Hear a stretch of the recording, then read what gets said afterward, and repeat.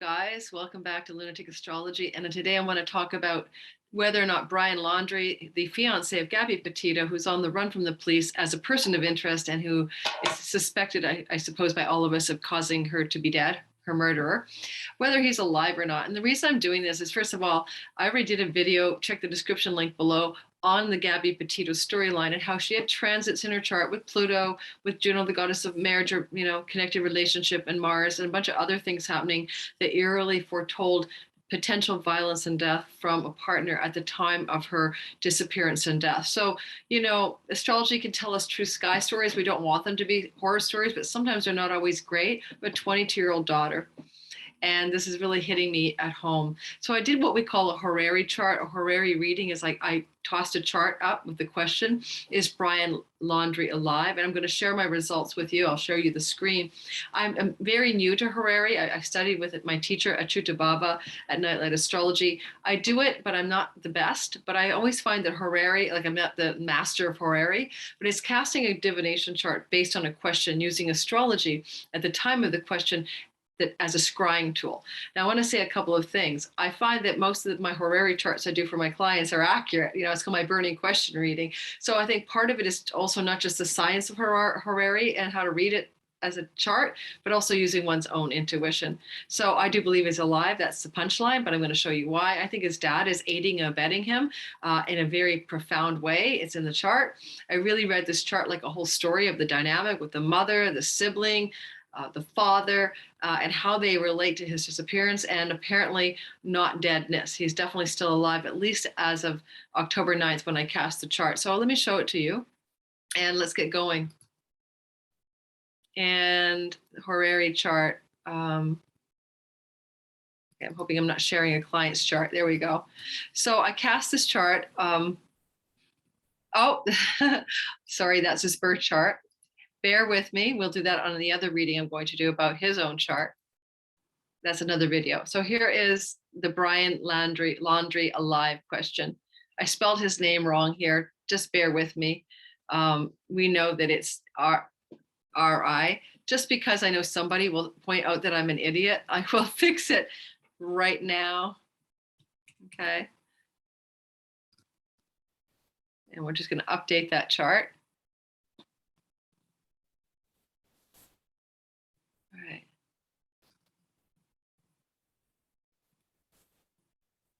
So I asked a question on October the 9th at 6:55, 24 minutes p.m. And I asked it pretty earnestly, guys, because I'm really disturbed by this story. If you have a 22-year-old daughter, and my daughter got involved in a relationship that at one point that I would have said was with a narcissist, but anyway. So, I mean, it really touches a core with me in my own life. I've also been involved in a relationship for 1 year with a full-blown narcissistic personality disorder. I'm not saying I know that's what Brian has, but this one is touching me really close to my own home base vibrationally. So I am very curious about the story and how it unfolds. So in the question of whether or not he's alive, I'm the person asking the question. I am the actual Venus in this chart, the ruler of the first house. So you can see my interest is here. There's me, the querent, asking the question. I've got the moon there, the mama bear who loves her 22-year-old daughter and can't imagine something this horrible happening. The south node, my proximity to sorrow and loss, and the feeling this is bringing up for me because I've had a lot of shock loss in my life, of sudden death of both parents before I was 40, because my son has almost been killed twice, and before the age of 32, he's had 2 near-death experiences as a 10-year-old and a 18-year-old. This kind of loss for the parents of Gabby really strikes close to home. So I'm feeling it. You can see me with the South Node moon feeling it, and really being invested in the question. With Horary, you really do want to have a primarily good a reason to ask. It sometimes doesn't work when you ask which horse is going to win in a horse race, apparently, although I'm willing to give it a try. Or, are these numbers the winning lottery numbers? It's best to ask yes and no questions, by the way, with this technique. So I'm asking the question, Venus, there I am. I'm asking it about the other person, which is the 7th house. And that in that case is Mars. The Scorpio ruled 7th house. And this house system is Regiomontanus, which is the one I learned to use Horary with. You can see that Scorpio, therefore, 7th house cusp, I've been looking to see what Mars is doing because Mars represents Brian, the other person that I'm asking about. Now, it's interesting because here he sits conjoined the Sun and Mercury. in the Horary sixth house. Now, the sixth house can be the house of, the work we do in the world and our karmic dad and a bunch of other meanings. Really, it's kind of just a strange house, but it's also a house that's kind of hidden. It's like an aversion house from the ascendant. So people are looking for Brian from here, but he's hiding over here a bit out of sight, out of sight for sure. And I'm curious about the sun in relationship to him, because sun represents father and moon will represent mother and just general principles. So he's awfully close to the father, 16, 16, 21. This is like Kazemi, the father. I mean, so in this way, this showed up, Mars was Kazemi in the sky when I asked it, in the heart of the sun. But I think he's being highly shielded by a male figure, most likely his father. And I think his father is in charge of his escape. And I think his father's probably in charge of keeping him hidden from public view.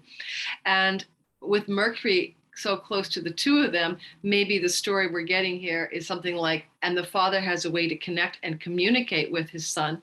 Maybe there is another burner phone we don't know about. So I think the father not only has got him hidden from view, he is well alive, and he's in constant contact with his father at some level, or regular communications from a hidden place with his father.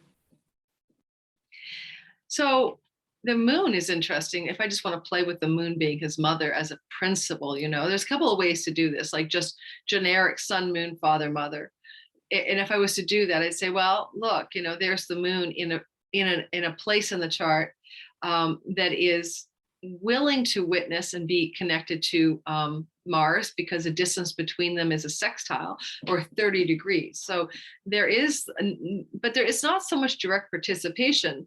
It's almost like Mars and the moon are, there's a 10-degree orb between the two of them. I think he's really connected to his dad in this whole ordeal, less so to his mother. I don't think she's like, say, the prime player necessarily in what's going on in his hiding. Just a guess, by the way, this is all just me kind of riffing on the chart.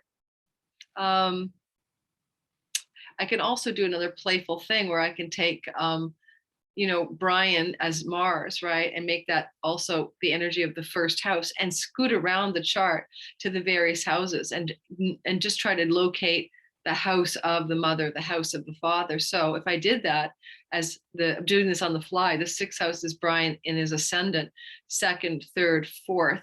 So the house of the mother is nothing in there. Ignore Cupido, that's a trans-Neptunian. Maybe his mother's passionate for him, but just from another client, just ignore that thing. So that's the fourth house, ruled by Jupiter. And yeah, doesn't tell me much. 4, that's the house of the mother. 5, 6, 7, 8, 9, 10.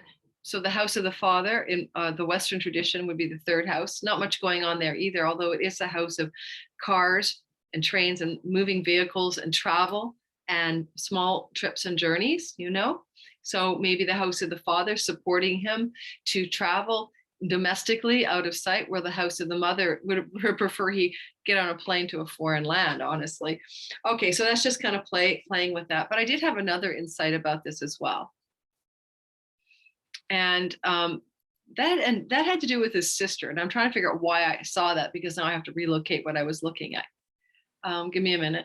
Oh yeah, I know what I was looking at. So I was just playing with the idea of first house, second house, third house. The house of siblings is here. And there's Juno, the goddess of contracts, agreements, but also like husband and wife or business partners or really connected people. And of course, this is not his natal chart. We're just talking Horary, but I'm just almost thinking that I know the sister went on all the news outlets and said she had no idea what was going on and she was out of the loop, but just by house distance from him, with the sextile to Mars, I don't know if she's telling the truth. I know people who are face readers and that think she is when she talks about not having any knowledge of where he is or having heard from him.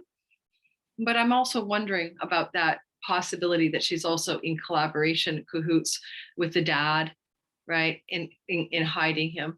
But I'm going to say he's alive and well, and he's certainly not in any particular, in my view, at this juncture, a danger of death.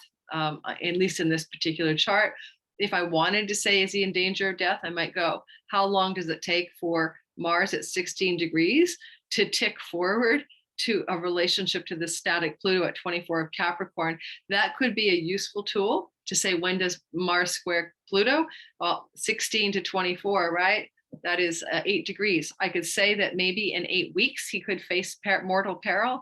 I could say that in 8 days he might face mortal peril, 8 something or others on average. It could also be in 8 days that he's discovered.